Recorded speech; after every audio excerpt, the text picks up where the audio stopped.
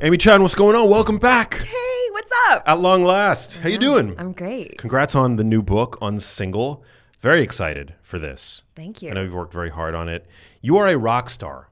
I love seeing you pop up on my social media feed, all the insight that you deliver, and the last couple of conversations that we've had on the show are among my favorites. So, Aw, thank you. Thanks for coming back out. Yeah. You've said that we're currently in the midst of a relationship recession. Yeah. What do you mean by that? And what are the biggest mistakes that people make when trying to find and keep love? Yeah. So, the stats aren't looking good. More and more people are staying single. They're not getting married. They're not having children. A lot more people are reporting loneliness. And we are following the suit of Korea and Japan. So researchers are warning that this is really, really bad.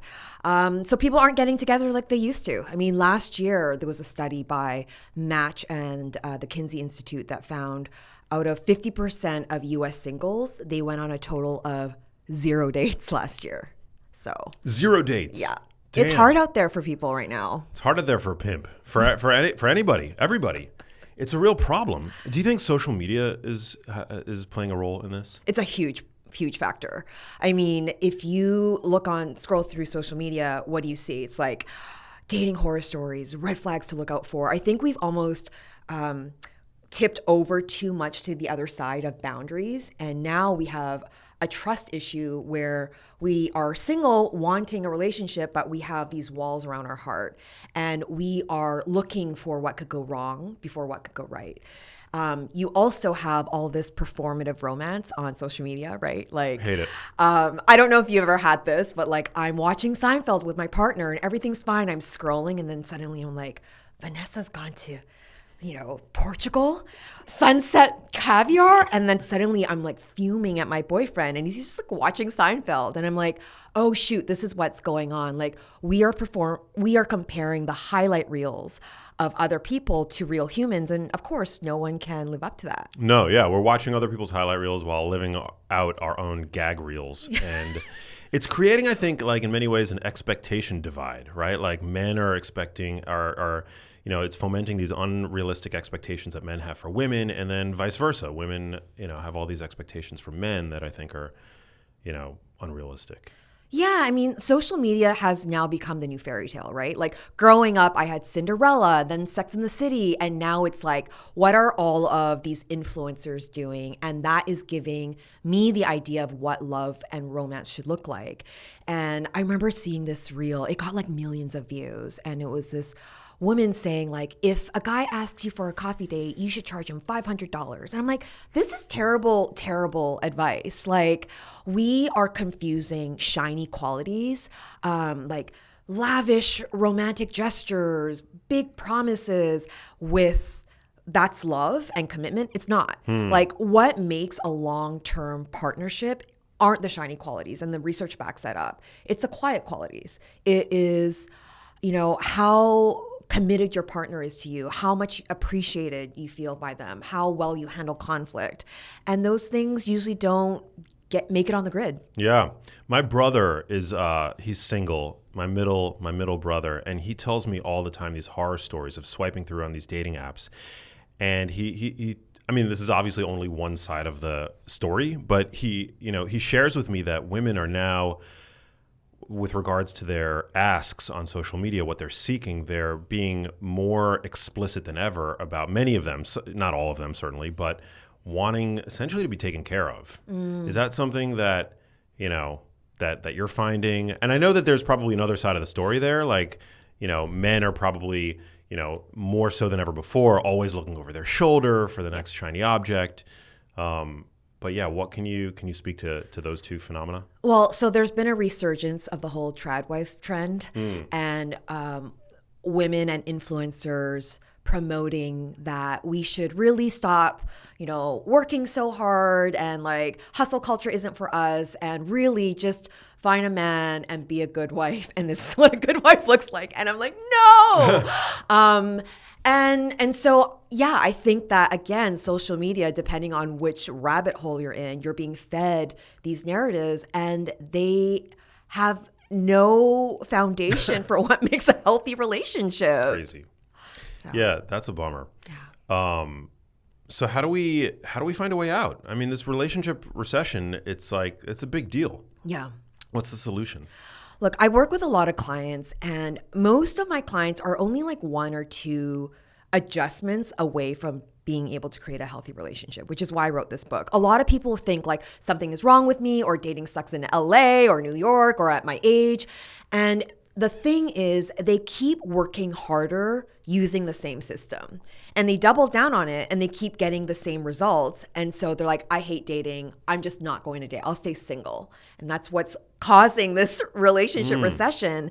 And so what I do when I work with my clients, and even what's in this book, is we need to figure out where you're getting stuck. And so I have what's called a dating funnel, which is like, a marketing funnel. And there's 5 stages to it. And the first stage is prospecting. It's like lead generation. So are you having a problem converting from, going on the first date to the second? Or is your problem you get the first date, second date, but it never goes past like date 5? And I help them troubleshoot exactly where they're getting stuck. And then there's only a few patterns that are causing that problem. And then we work on changing that, and then they continue to move through the funnel. What are some of the more common sticking points? So I would say a challenge on date 1 is people will either feel no connection, like I feel no chemistry ever. And I'm like, okay. And when I ask some more questions, it becomes clear that they are either deflecting going any deeper. So they use humor, or they use whatever door they have or crutch, and they just keep doing that, and it can never go deeper. So they can't ever feel any bonding. Another thing is, I've noticed people who are podcasters or coaches or in HR, they're really good at asking questions, and they don't turn it off. So when they go on a date, they're like, tell me more. And that date ends, and the other person, because he did all the self-disclosing, gets all this dopamine. They're like, oh my God, I had a great time. And you're like, oh, that sucked. And you don't realize you need to also make space for yourself to be able to self-disclose. So it's understanding where you are on the spectrum. And the thing is, it's like human beings are pretty predictable. There's not that many different patterns. There's like 7. Wow. Yeah. So many people, you're saying, turn dates into like job interviews, essentially. Yeah. And then there's those who are like, I got a timeline, like I want my children by this time, or whatever that is. And they go into the date, and they almost are like in their head calculating like, where does this person fit in? And instead of connecting human to human, they've objectified the person, and the other person can feel something's off. It's called conquesting. And I've been on the receiving end of it. I've done it too. I've met a successful, good-looking guy with a chiseled jawline. I'm like, oh, you can be a great baby daddy. Like all of this stuff. And I'm not even on the date anymore. I'm already in another make-believe world that I've slotted this guy into. As a dating expert, what do you make of the trend of looksmaxxing? Can you explain that to me? Looksmaxxing is basically orienting your. If I had to describe it, I guess I would say that looksmaxxing is the trend of orienting your life around becoming the most attractive version of yourself as possible. Physically. Yeah. Okay. So I think it's totally fine to want to be the most physically attractive version of yourself. It is a way to get in the door.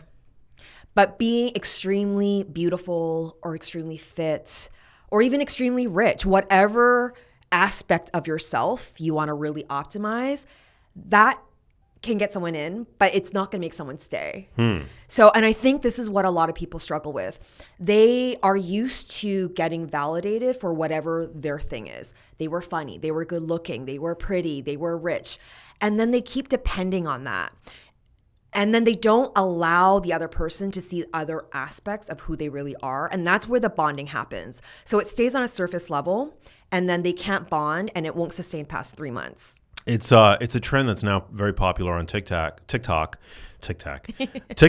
and but some are taking it to extreme, are taking the trend to extreme lengths. They're using methods like jaw surgery, overdoing certain facial exercises to build up like masseter muscles. there's an obsession with grooming. I think fitness is great, but when taken over the top, can lead to an unhealthy body relationship, skincare and the like. But you're saying this is all very like you're not improving what's within, which is what matters most when it comes to dating. Yeah, because you could be a 10 out of 10 in terms of looks. Someone will want to date you. And then if they're going on a date with you, maybe the first one, it's fine. Second one, third one, there's nothing else there. Yeah. Or your old emotional wounds keep coming up. Nothing is going to happen. Like, I spent all of my 20s Looksmaxxing. Okay, I fucking came up with this. Like, I'm like tanning beds, lashes, like blowouts. And like, yeah, a lot of guys would go on first dates with me. I was great at first dates. Didn't get the fifth one though, because I also was chaotic and terrible. Like, I don't know. I had to work with those things. So it gets you in the door, but it doesn't guarantee that you're going to have relational success unless you are doing the work, working on the person within. Yeah. Can I say one more thing? Yeah, please. Whenever you base your value on something external, whether it's looks, money, status, you always have an insecurity because there's always going to be someone hotter, richer, smarter than you. And you know that. And so at any time, if you lose one of these external things, your value is gone. And so I find people who do that, they tend to be very jealous people. They tend to be very insecure people. Wow. One of the great takeaways I've over the years, I mean, there are so many nuggets of wisdom that you've dropped that have just stayed with me, from the shit bucket to the I want to do a quick recap of that in a sec, but also the idea that instant chemistry, like 10 out of 10 chemistry on the first date, isn't necessarily the green flag that many often make it out to be. Yeah. Explain, or maybe you can, explain what you meant by that. Yeah. And then I want to get into the shit bucket, which I think is a fascinating concept. Yeah. So I think we live in a world right now where a lot of us feel numb. And so that crazy feeling of chemistry is something that's so intoxicating. And we confuse that with, oh, this must be a really good, viable partner. But you have to know if your chemistry compass is in good working order. And that is who you're drawn to. Is it pointing to you towards healthy people? And the way you determine that is look at your last 3 relationships. Those people you felt that intense pull, were they healthy partners, or were they chaotic and avoidant, didn't really like you that much? And if it is the latter, it shows that 10 out of 10 chemistry is pointing you towards familiarity and an activated nervous system or anxiety. Because when someone is keeping you guessing all the time, you get surges of dopamine spikes and like major crashes, and you're obsessing over them because you're like, do they like me? Do they not? And that obsession makes you think that they are a lot more important than they really are. You're like, they must be my soulmate. So yeah, you need to determine where you are on that scale. And a lot of the people I work with, the 10 out of 10 is usually a warning sign. And I would say, like, if you go on a first date, if it's a 5 or 10 out of connection, you go again. And the reason why is because sometimes the brain takes time to determine what type of connection that is. And because of something called the mirror exposure effect, the more you see someone, the more it amplifies the base feeling. And like, I would say give it 3 dates. But if after 3 dates, it's not going past 5, then you can pass. Is it ever appropriate to ghost, or after 3 dates, would you say the kind thing to do is always to send one of those, this isn't, I've determined that this isn't really the relationship for me, wishing you all the best, yada, yada? I think after 3 dates, it's graceful and tactful just to send a message. I think human beings do not like open loops. It really causes them to go into a rumination spiral. So dating is already hard. Let's just do make an extra effort to not just harm the people that we're dating, and it just makes it worse off for everyone. I think if you've been intimate, you definitely want to say something. Yeah. Beautifully put. So basically, like, if you have 10 out of 10 chemistry, that could be really just familiarity. And if that familiarity harks back to a pattern of unhealthy relationships, then that's actually like a red flag, or it might not be perceived as a red flag, but it actually, like, in reality can be. Yeah, and I think, like, if you feel 10 out of 10 chemistry, it doesn't mean like, oh my gosh, no, right? But it means, okay, I have a history of feeling a lot of chemistry towards people who eventually they weren't good for me. So I'm going to proceed with caution, and instead of just jumping in 110%, going super fast, I'm going to allow some more time and space so that I could see this person's values and characters through time before the limerence just takes over and you're like, you're dead. Yeah, I mean, it's like if it, I guess it takes a little bit of like introspection and like inventory taking. Like, what is the chemistry?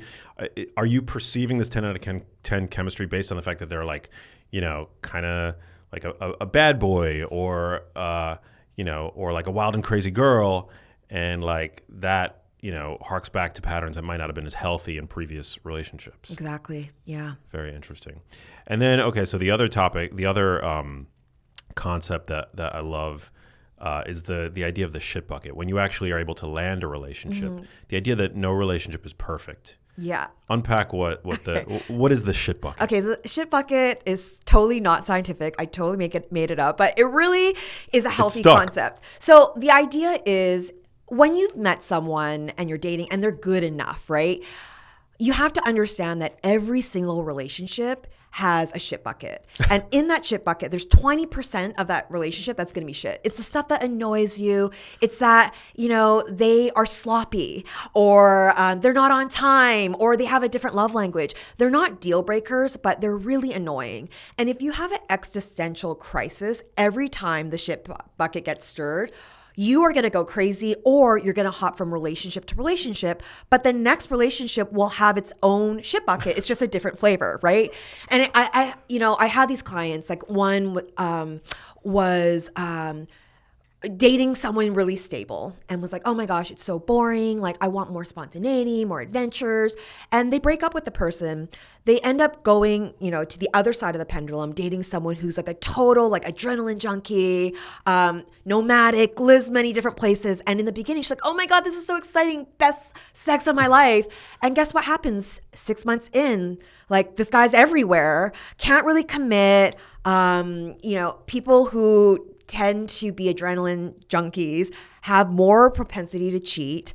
And she had to deal with that pile of shit, right? Like, no longer was it boring, but now the dark side of the spontaneous partner, now you're gonna have to deal with that. So you gotta pick the qualities that you can tolerate, both the light and the dark. That makes a ton of sense. Yeah, there's gonna be a shit bucket in every relationship. It's like the 20%, right? Yeah. And I love what you said, that the flavor is different relationship to relationship, but there's always going to be a 20%. Yeah. It's like a friend of mine has applied that concept basically to real estate. He's like, when looking for a house, you're never going to get 100% of what you want, ever. And if you think that you are, you're delusional. Yeah. You get at most 80%, and every house there's 20%, unless you're like building it yourself. But even then, there are problems, right? Can I just share one thing? Because I know we talked about the phone thing last episode. So one of the things I loved about my now partner of 6.5 years is he always texted me back right away. And as someone who used to be very anxious, that just made me feel so calm, because he's always on his phone. 6 years in, the thing that I loved about him, I'm like, oh my gosh, I'm so annoyed, get off your phone. And it's not like we haven't had, like, we've had discussions of like, okay, if we're having a dinner, like, don't have your phone and things like that. But I have to understand, like, the very thing I love about him is the very thing that really annoys me at the same time. Super interesting. Wow.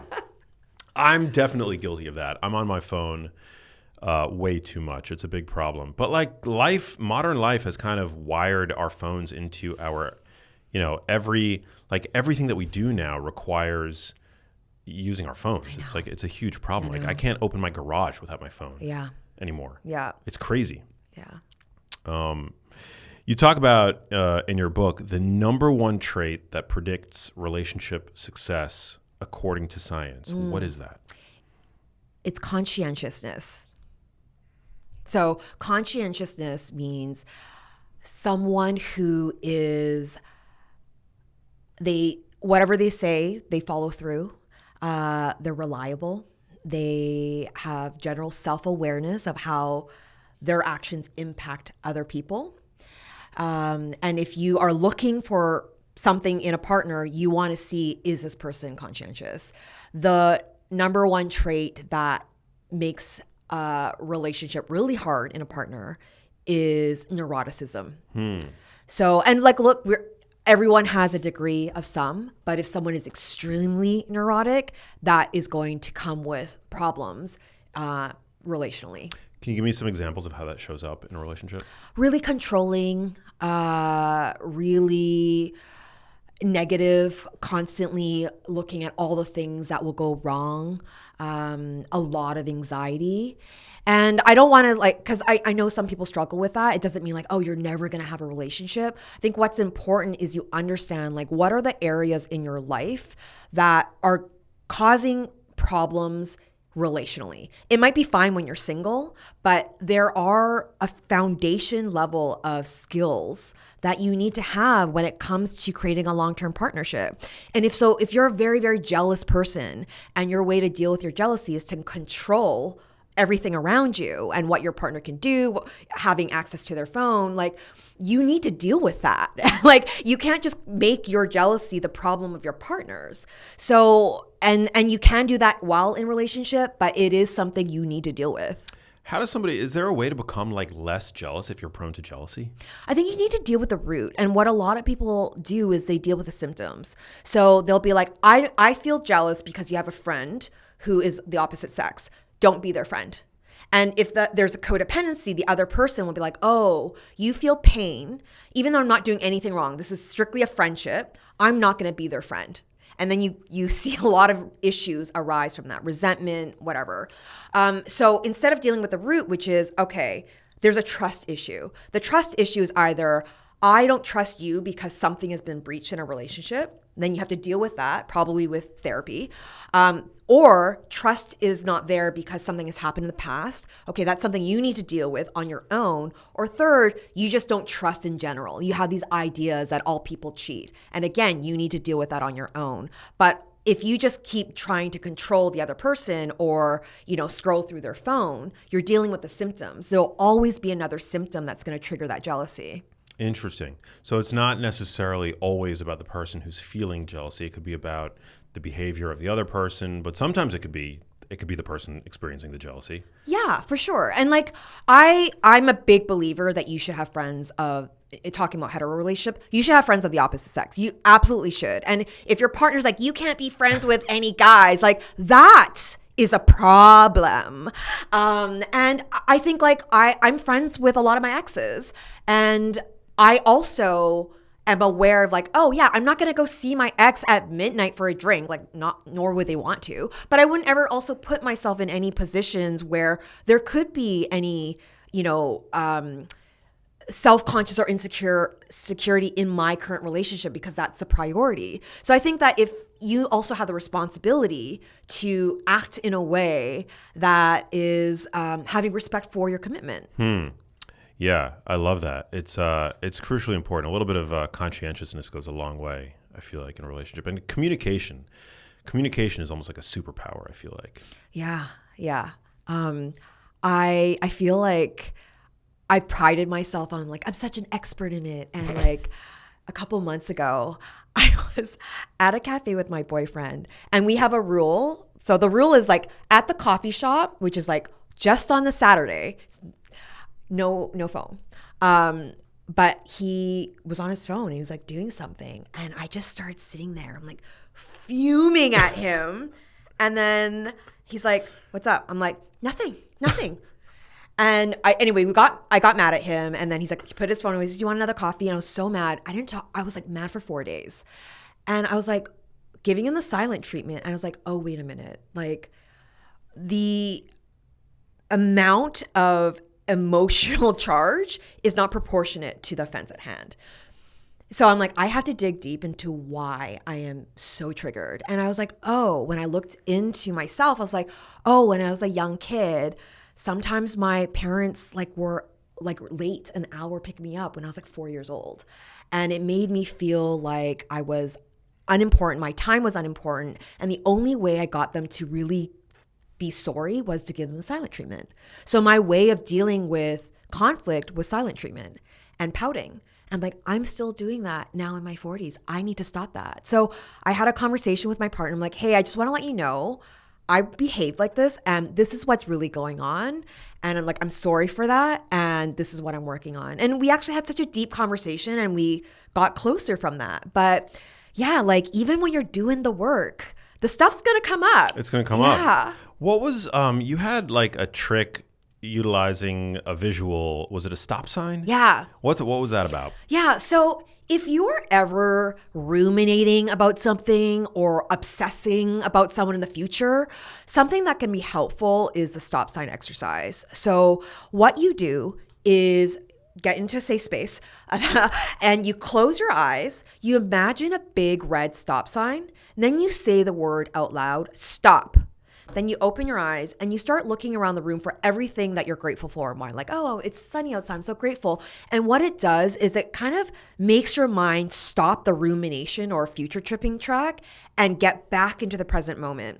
And the first few times you try it, you're like, it won't work. But as you keep doing it, you reinforce that neural pathway and it becomes easier for you to get back into the present and you forget the thing you were ruminating about. Wow, you're so good. What future tripping? What's that? Future tripping happens a lot in dating when we either haven't gone on the date and maybe we look them up online, or we go on the date and we like a few qualities about this person. And suddenly we either on our own time, before the date or after the date, start imagining this future with this person. And we fill in the blanks with all of our projections and ideals and hopes about love.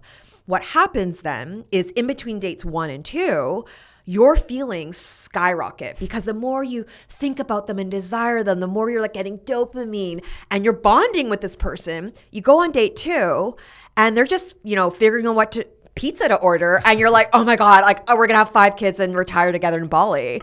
And then they feel it. They're like, whoa, something feels off because you're in love with them and they're just having a pizza. It's so you've built up all these expectations. You've gone on trips with them. Yeah. You're like naming your first child. Yeah. And people can sense that energy. It's that conquest energy. And it's scary. It's like the hungry ghost I've heard it described as. Yeah. It's like this hunger. Man.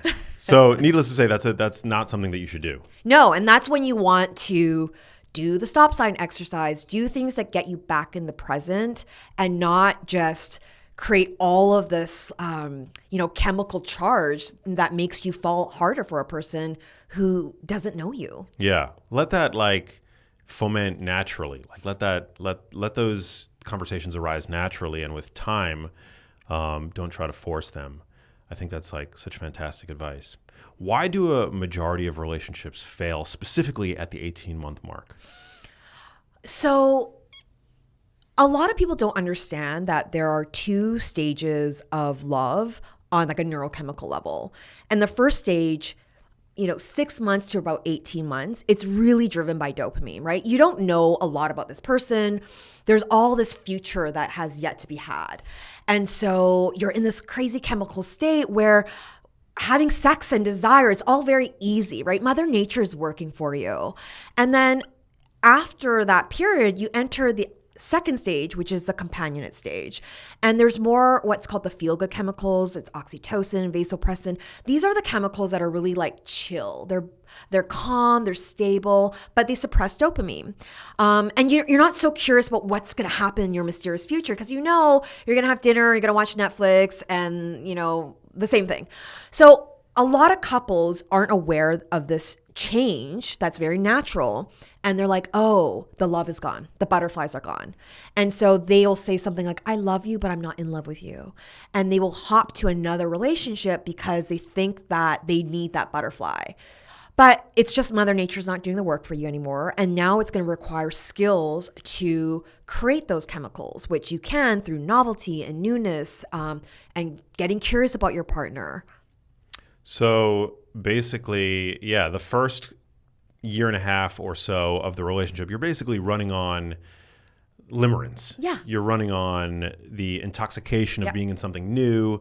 You're still at that point. Would you say you're still like within 18 months, you're kind of like acting, you're presenting the best version of yourself primarily? Like, would you say that that's true? It depends. So like if you move in right away, that stage ends up being a lot less, right? So for all those people who started dating during the pandemic and then you locked down in 3, yeah, that limerence stage is like, bye.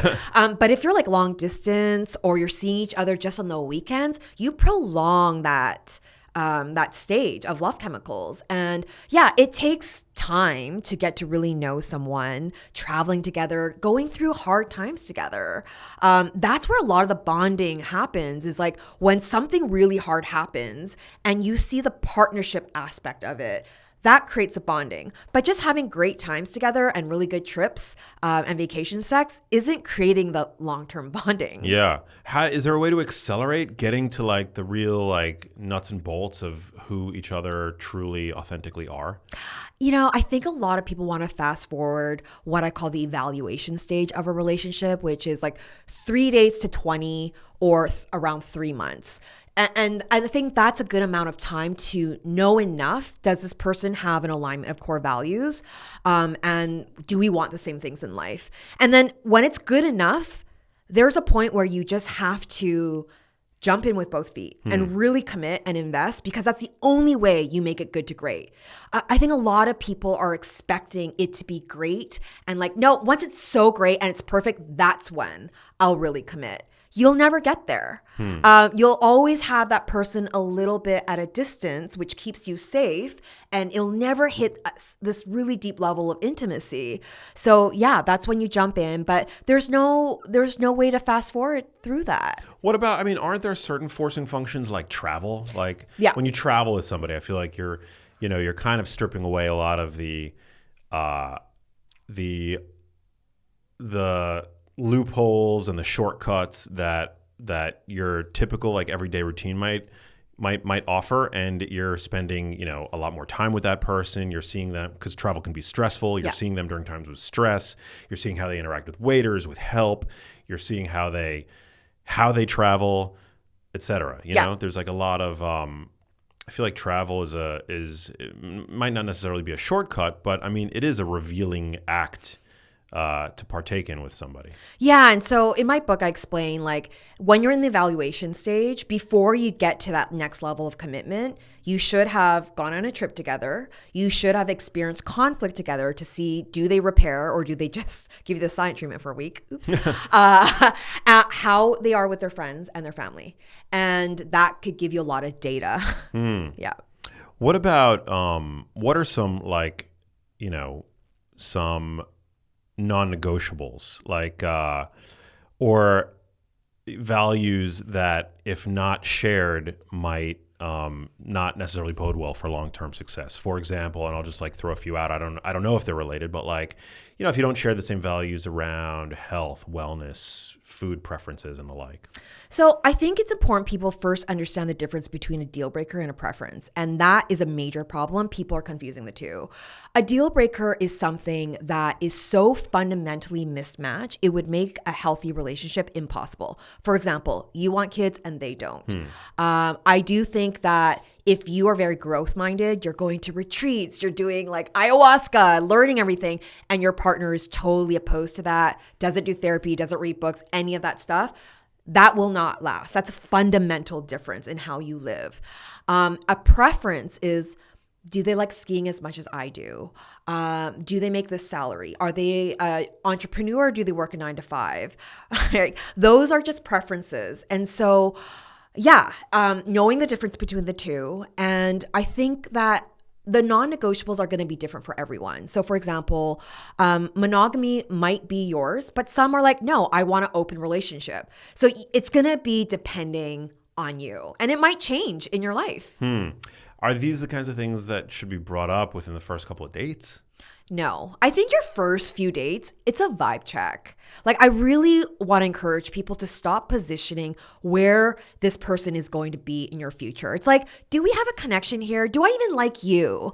And then once we have a few dates, we're like, okay, like we get along, like conversations flowing. Then you enter the evaluation stage. And it's dates 3 to 20 that these conversations start to come up. And it's not like, okay, now, what are your core values? Like, don't do that. Yeah, don't do that. How common is online dating today? Is it still as dominant as it was maybe a couple of years ago? It's still very dominant, but they're really struggling. So like Match and all of them, they're having less people use them, a lot of dissatisfaction. And so you're seeing a lot of people go back to in real life experiences. And what I tell people on that first stage of the funnel, which is prospecting, you should always have 3 different sources of lead generation. Online, great. Then add 2 more. So maybe one is you host a dinner and you tell people to bring an amazing friend, or you join something where you are going to see the same group of people for a period of time. Because we know, because of the mirror exposure effect, the more you're exposed to the same person, the more chances of that feeling of connection can amplify. So like, a yoga class or a retreat of sorts. Running clubs, things where like there's an activity is great, but also where there's a chance to talk. The challenge with yoga is like you're doing your yoga and you're out. But running clubs, I don't know, the Kabbalah Center, whatever it is, like where you'll see people and you'll have a chance to talk to them and get to know them through time. Also, it's really great for people who aren't excellent at first dates. And I think here's another thing. People confuse people who are great at dating with being great at a relationship. They're 2 different sets of skills. There are people who are great at dating. Narcissists are great at dating, right? Charming. I can tell you about like the promises of our lifestyle and our world. And it could be so adventurous and fun, right? And juicy. But 3 months and they're just doing it to someone else, right? So sometimes the people who are really great at the relationship part, they're conscientious, they have high integrity. They don't show up flashy or performing on the first date. That's a bummer. Yeah. That discordance. Yeah. But when you do these things where you allow people to know you through time, if you're more introverted or you're not that flashy person, then people can fall for your character. If you're great at sustaining a long-term relationship, but you suck at dating, I mean, what are the first things that you should work on? I think like conversation skills, which it comes naturally to some, but it actually does not come naturally to a lot of people. And when people are nervous, a tendency they have is they just kind of go on these monologues and they talk at the person. And other people are like, oh, that person's just so full of themselves, not realizing like maybe they need some grace, that they just aren't good at dating. So being aware that whoever is doing the self-disclosing is going to get the dopamine. Just knowing that, whether you're talking to friends or romantic partners, give the other person airtime. Because if you do, they will like you. Have you seen those memes? They're so funny. It's like POV, your brain doesn't work fast enough in social situations. Yeah. Where there's but like applied to dating is really funny because like it's probably something that many people have experienced where like, you know, a girl might come up to a guy and be like, I like your shoes. And the guy's like fumbles. And then seconds later, it's like, damn it. I hate myself. Fuck. It's so bad.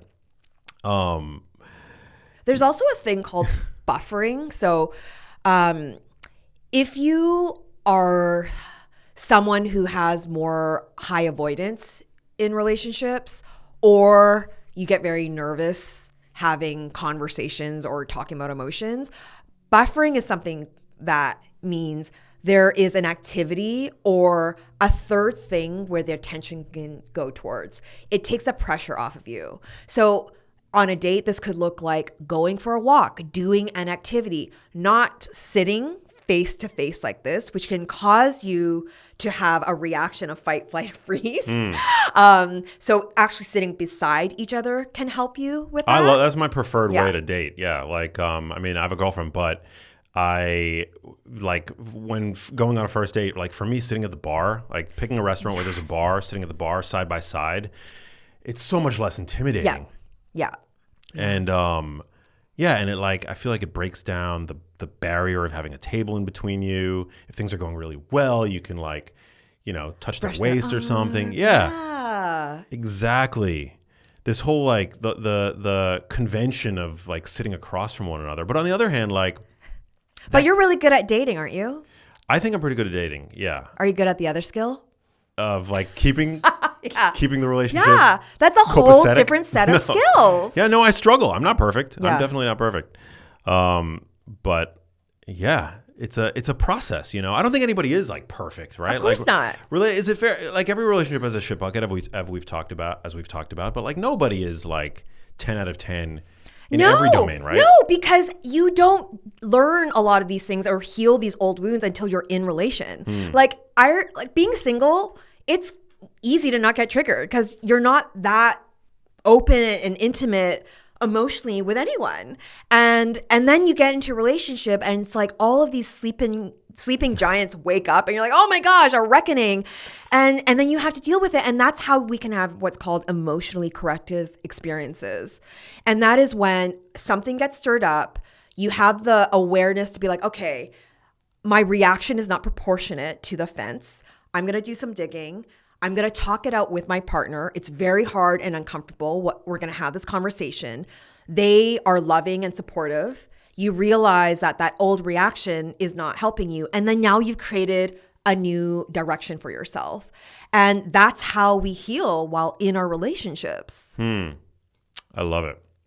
Are you a fan of marriage and like do you think that marriage is a tenable technology in 2026 when we're living, you know, longer, I think, than previous generations, and there's just so much like distraction these days? Are you still like a fervent believer in the prospect of marriage? I do still believe in marriage, and I feel that our society has overall a hard time with committing to jobs, committing to friends, committing to a movie, committing to people. And if we just leave it up to our willpower and our feelings, we're not going to commit to anything because it's uncomfortable and it's not fun.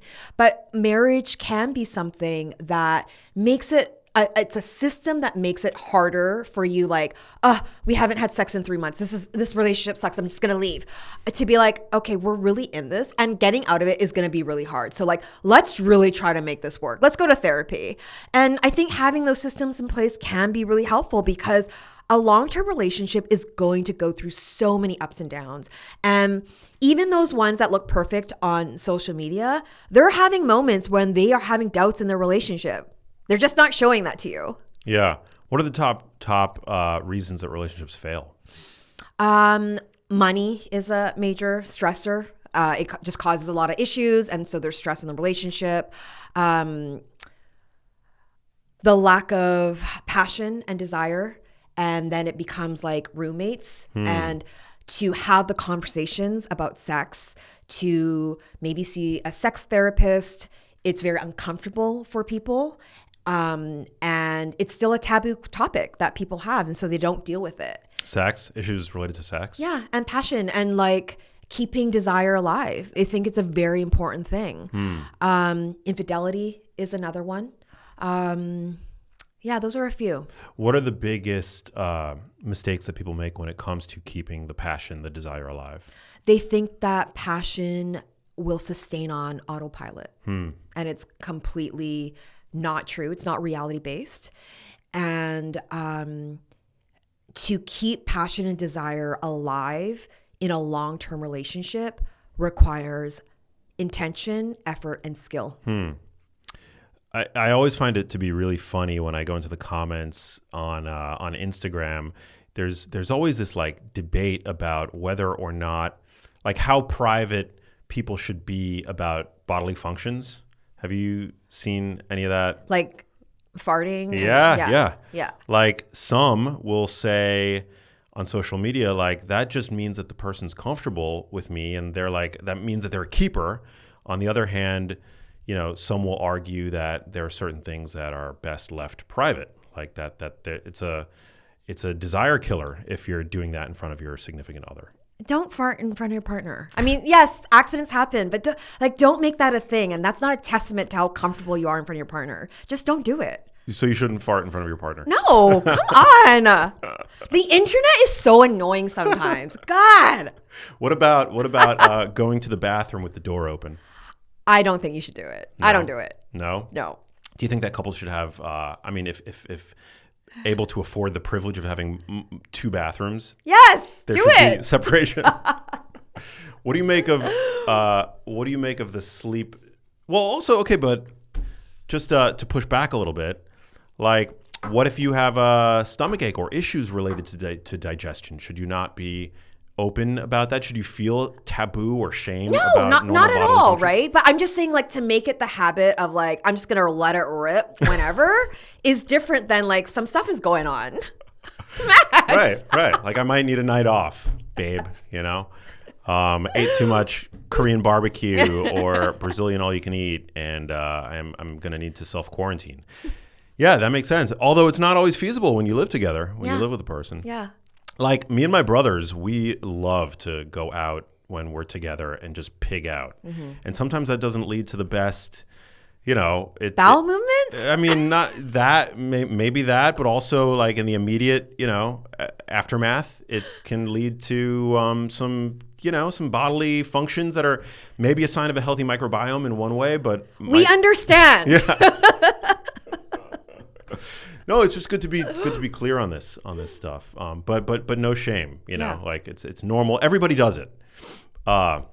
There's actually some research that suggests that, you know, that farting is that there are compounds that are created by your gut bacteria that are actually like healthy, that are preventative when it comes to like dementia and stuff like that, you know. So yeah, cool. What about the trend of sleep divorces? Like, we know the value of sleep. Sleep is really important. Some partners snore. Some partners take up more of the bed than their significant others might appreciate. What do you make of the trend of sleep divorces? I love how they like have these really like controversial names for everything. If I could have it my way, I would sleep in a separate bed from my partner Monday to Friday. You would? Wow. Yeah. And then I'm the one who snores. You do? It's bad. It's so embarrassingly bad. He has to wear this contraption around his entire head that has like a podcast blasting like every single night, and I feel really bad. He goes to sleep to podcasts? Yeah. And it has to like block out my horrendous snoring. And so like I would do Monday to Friday in a separate bed, and then like Friday, Saturday, hello. Game on. Wow. Yeah, so there's no shame. What about partners who sleep in different rooms? Is there, I think. Same thing. Same thing. Yeah. No shame. Yeah, no shame.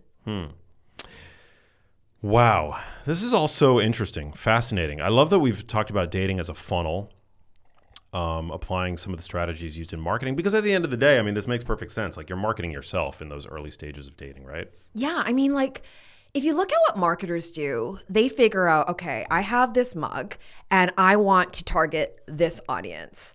But in dating, we're kind of trying to do the same thing. I want a partner, and then we're not looking at who are we marketing towards. And I'll give you an example. I do this thing at my dating boot camps where I look at people's dating profiles and I help them optimize them. And I had this one girl who's like, okay, I'm like, what are the 3 things you want someone to think of when they look at your profile? And she's like, family oriented, kind, and smart. And I was like, okay, let's look at your profile. And photo 1 was her like drinking champagne like this. The other one was like on a beach with like mimosas. Like everyone was her partying. And I was like, I show everyone, I'm like, do you get family oriented in this picture? And everyone's like, no, like she looks like a party girl. Nothing wrong with that. But you are going to then attract an audience who wants a party girl. So being aware of what you're marketing, and a lot of people are not aware of what they are messaging out to the world, whether it's a dating app or even showing up in the world. Does it help to involve like a friend? I think so. I think it's hard to know ourselves because we're ourselves. And so having someone that you trust to give you feedback can be really helpful. But a lot of times people are afraid to give feedback if you get defensive. And I remember even with this girl, the first thing she did was defend herself. She's like, no, I'm not, like, blah, blah. And I'm like, okay, but everyone is agreeing to the same thing. So you are like. When showing a friend, should it be a member of the opposite sex, like to gauge how the opposite sex is perceiving you? I would do both. Yeah. That makes sense. As a dating and relationship expert, what do you make of the use of AI in dating and relationships? I think you can use it to like help optimize things like your write-ups with grammar and stuff, but also like I think we're at an AI burnout right now of like, you can tell when a message is done by AI, and it's just such a turnoff. Like even when I've been invited, like I'm like, this must be a mass invite. Like I see that long M dash. I'm like, I'm not fucking coming to your event. No. That is so funny. I mean, I use M dashes in my writing and on social media, but yeah, to use an M dash in text or some of those other like fingerprints of AI. Yeah. It's not X, it's not Y, it's Z. I know. The date wasn't lovely. The date wasn't a disaster, but it just wasn't what I was looking for. It's just not what I'm looking for right now. M dash, thanks. Yeah, M dash, thanks. M dash, I wish you all the best in life. Wow.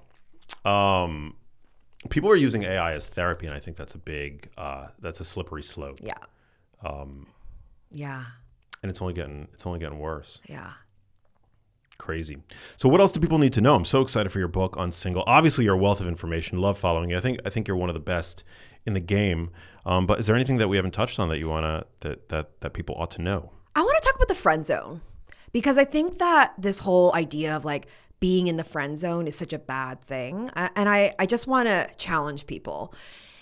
If you are someone who hasn't had any luck romantically, you haven't been in a relationship, you haven't even been on a date in the last many, many years, you don't go from 0 to 100. You don't go out and be like, okay, next person, I'm going to score a girlfriend or I'm going to score a boyfriend. You need to learn how to deal with the opposite sex. So the friend zone can be a really great pit stop, and you making friends of the opposite sex so you can understand how their psyche works, how how can you talk to them so that they feel listened to, and like not in a manipulative way, but like be a good friend. Learn how to trust people of the opposite sex. Like sometimes people have been cheated on. I'm like, your next thing to do is not to try to find another boyfriend. I'm like, make friends of the opposite sex so you can trust men again, and you don't have this belief that all men are cheaters. So I just, depending on where you are in your dating journey, if you haven't had any romantic success, your first step is going from 0 to 5. It's making friends. And then after you do that, then it's 5 to 10. And then you could start looking at, romantic prospects. Is it a red flag if the person that you're prospecting doesn't have friends of the opposite sex? I think that it's a data point. Yeah. And I don't want to say like, oh, if they don't have friends of the opposite sex or they don't have friends, like, oh my gosh, write them off. All of this is data, right? Like when you go on a first date, you don't have any data. So whatever happens on that first date, say they talk the entire time because they're nervous, that is 100% of your data, right? If you went on 10 dates with that person, and you saw like, oh, they did talk and blah, blah, blah, like then that becomes 10% of your data set. So what happens is sometimes we are dismissing people way too early because of something trivial that happened on the first date or the second date that actually wouldn't matter if you went on 10 or 20 dates with the person. I've heard that it's a red flag if somebody doesn't have long-term friends, like long-term relationships. Yeah. Like platonic relationships. Yeah. you know, it's just a sign that like maybe you're dealing with somebody who is not necessarily like, you know, has to do work on themselves, isn't necessarily like the best, doesn't have the best qualities. Yeah, and I feel there's people who pride on being the lone wolf, male or female, and I truly believe human beings are meant to be social. And what these lone wolves have done is like something has happened where there's association that connection and people equals pain. And so defense mechanisms have been built up. And then now there's a storyline of like, no, I don't really like people. I like dogs better. And they just continue staying in their own world and they don't have friendships. And so it's hard to date someone like that because if you do get in a relationship with them, you're 100% of their social connection. And that's a lot of responsibility to have. Yeah. And also we work out our own shit like in the context of a relationship. Yeah. So somebody who doesn't have many long-term relationships probably has allowed, intentionally or not, a lot of their problems, you know, in air quotes, a lot of the whatever pathology they might be feeling to kind of like get to grow and fester and become worse over time. Whereas in relationship, a lot of that stuff is kind of weeded out, you know, like personality tics and whatnot, character flaws. Yeah. Yeah, it's super important. I mean, I have a lot of long-term relationships, and I don't know many people who I can say don't have, you know, as many, but I can imagine that those people exist, you know. Crucially important stuff. So who should pick up Unsingle? Who do you write the book for? It's for people who are actually serious about wanting a relationship and they want to figure out what's blocking them and having a research-backed strategy to help unblock whatever is causing them to not get the romantic results that they want. Yeah, love it. Where can people pick it up? It's available at all bookstores. And if you go on my website, there's actually bonuses like a first date worksheet and partnership assessment. That's missamychan.com/unsingle. Love it. And your social handles? Miss Amy Chan. You are the best. Thanks for coming out. Thanks for having me. Thank you guys for listening. Share this episode around and hope that you have love in your life. And if you don't currently, that it is but around the corner. That's what I wish for all you guys. Catch you on the next episode. Peace. Thanks, Amy. Hey, if you liked that video, you need to check out this one here, and I'll see you there.